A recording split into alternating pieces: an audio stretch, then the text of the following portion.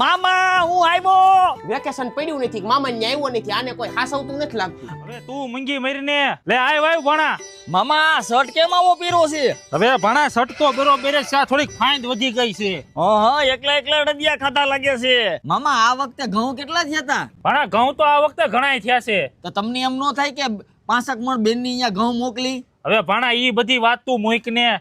એ તને ખબર નથી પડતી ભાણો આવ્યો છે સા લઈને આઈ લે. આ બાપા હું ગામમાં જાઉં છું કઈ લાવવાનું નથી ને? અરે કાંઈ લાવવું નથી, તું આ ભાણાને લેતો જા ને. હાલ બેહી જા.